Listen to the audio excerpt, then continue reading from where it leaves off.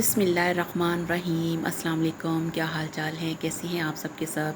मैं हूं आपकी होस्ट शाज़िया और मेरे चैनल का नाम है शाज़िया की बातें। आज आपके साथ शेयर कर रही हूं कड़ी पकौड़ा बनाने की रेसिपी, जो कि बहुत ही मज़ेदार है और बहुत ही आसान है। इसके लिए मैंने लिए हैं 2 मीडियम साइज़ के प्याज और एक पूरी गट्ठी है मेरे पास लहसुन की। इसके अंदर अदरक नहीं डालते। अब ये दोनों चीज़ों को मैं पहले चॉपर में डाल के चॉप कर लेती हूँ। आज मैं थोड़े डिफरेंट स्टाइल से कड़ी बनाऊँगी। इससे पहले मैं आपके साथ 2 दफ़ा कड़ी बनाने का तरीका शेयर कर चुकी हूँ, लेकिन ये दोनों से अलग है। अब मेरी वीडियो को आप फुल वॉच कीजिएगा ताकि आपको पता चले कि ये मैंने किस तरीके से बनाई है। और ऑयल मैंने डाल के उसको गर्म होने रख दिया था, और जैसे ही ऑयल फ्राई हुआ यानी कि गर्म हुआ तो इसके अंदर चॉप किया हुआ प्याज और लहसुन डाल देना है और इसकी आहिस्ता आहिस्ता भुनाई करते हैं। और ये देखिए मेरे पास ये 1 kg दही और ये 1 पाव मेरे पास बेसन। अब ब्लेंडर जग लेकर सबसे पहले दही को इसके अंदर ऐड कर देना है।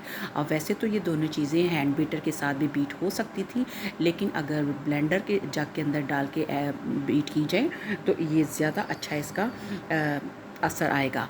अब बहुत ही अच्छे तरीके से स्मूथली ये ब्लेंड हो जाएंगे और इसके अंदर कोई भी लम्स नहीं बनेंगे।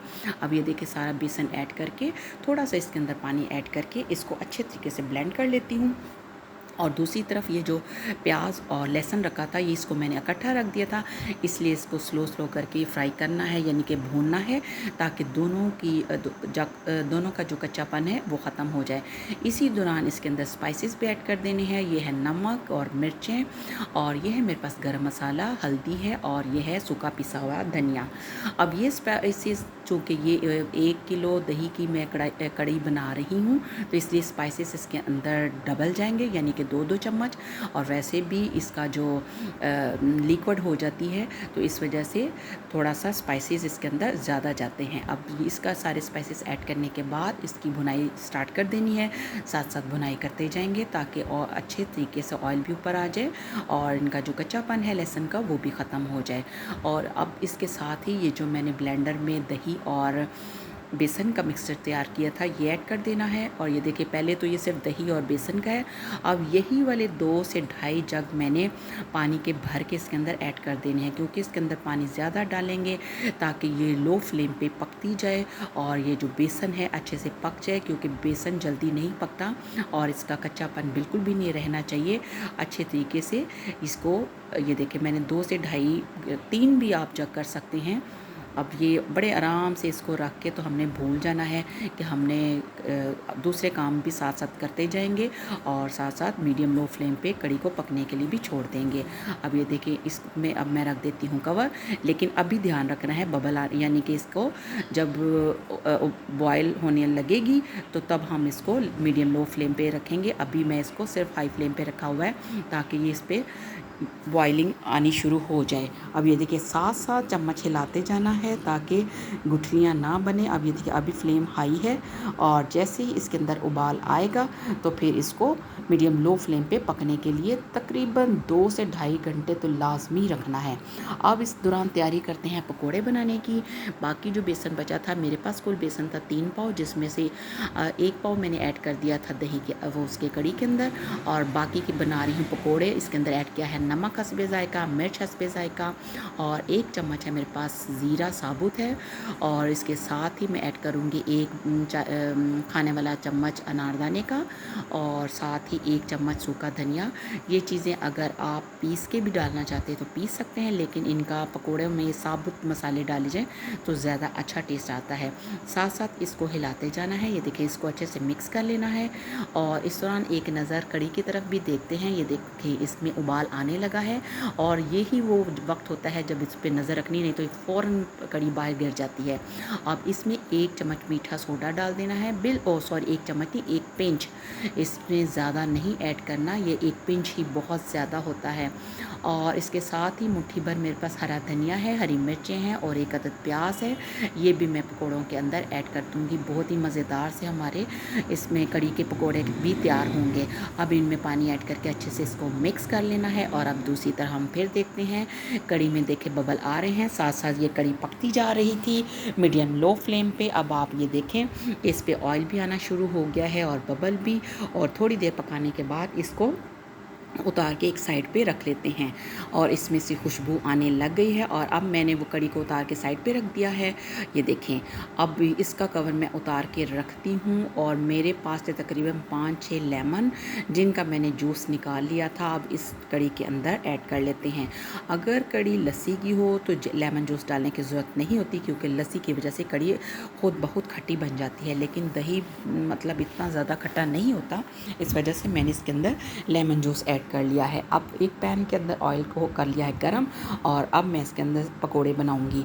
अब ये देखें पकोड़े बनने स्टार्ट हो गए हैं और इनका कितना अच्छा सा तेल खूब गरम हो चुका है।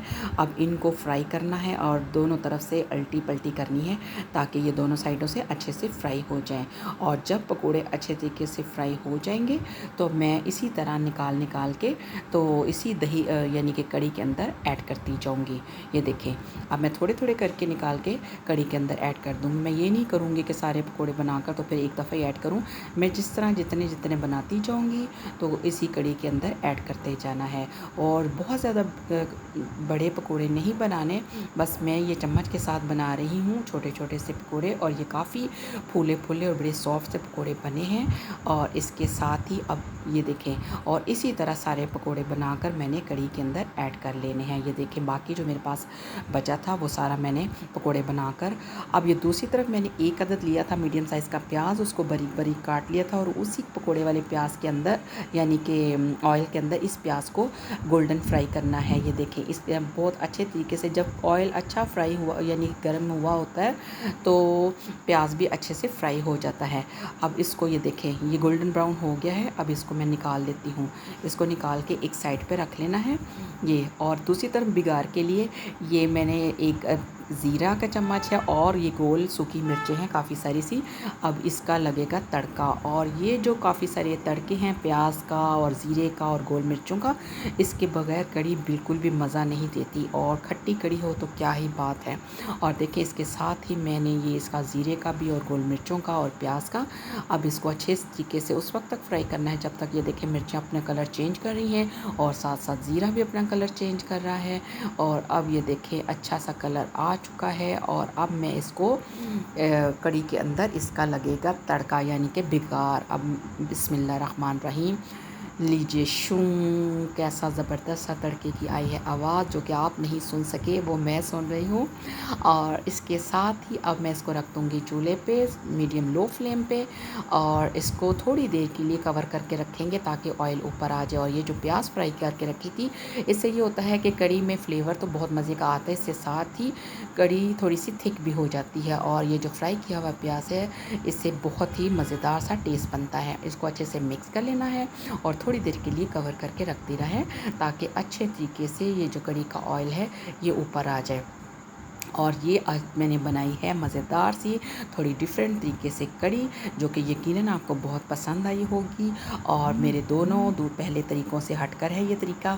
तो अगर आपको मेरी ये वीडियो पसंद आई है तो इसको लाइक कीजिए, और अगर आप मेरी वीडियो पे नए हैं तो मेरे चैनल को सब्सक्राइब कीजिए, मेरी वीडियो को लाइक कीजिए और ऑल के बटन पे बेल के बटन को ऑल पे कीजिए। और मिलते हैं नई वीडियो के साथ, तब तक अपना रखिए ढेर सारा ख्याल। अल्लाह हाफ़िज़।